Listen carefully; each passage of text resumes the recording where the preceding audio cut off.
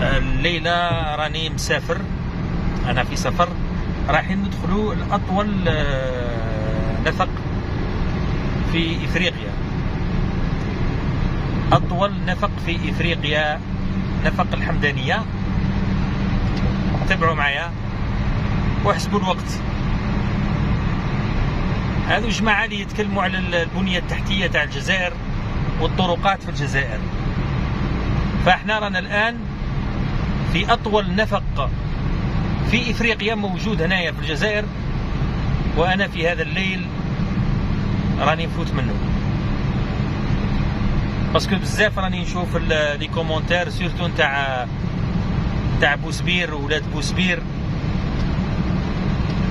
راني نقول لهم تابعوا معي واحسبوا الوقت. وهل هناك نفق كما هذا وبهذا الطول، طول المسافة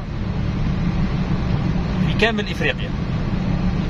رانا الآن نمشي تحت الأرض، أنا راني مسافر الساعة 10:15، رانا في نفق الحمدانية. البنية التحتية باسكو الله غالب ولاد بوسبير والعياشة هذه مشكلة كبيرة عندهم، دائما هم يتبعوا الإعلام نتاعهم ويتبعوا أبرتوش، سعيد أبرتوش وجماعة يكلموهم يقول لهم الجزائر ما فيها والو، الجزائر ما فيها والو، هاي الجزائر. عم شافوا السيارة هذه دوكا يقول لك السيارة هذه صناعة مغربية، على بالي بهم، على بالي دوكا ما تقدرش تقنعوا تقول له بلي كاين مصنع تاع رونو كان موجود في الجزائر، واد التليلات.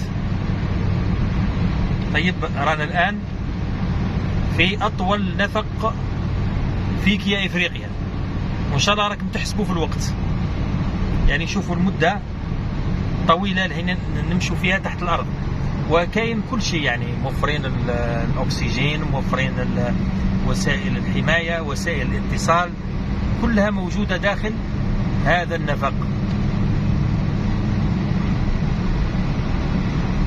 العياشي كحل قلبك، الناس كحل عينيها، بصح انت يا العياشي كحل قلبك، لأنه الإعلام نتاعك بدا يصور لك الجزائر هذه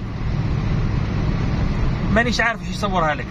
يبارك الآن أنا معاك، راني نجول بيك تحت الأرض، نفق تحت الأرض، أطول نفق في إفريقيا.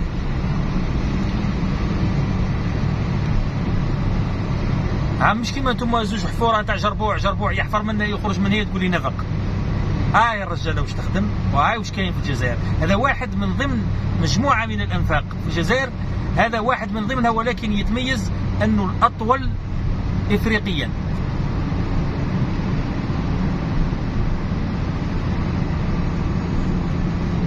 الآن خرجنا من النفق ورانا في سيدي مدني.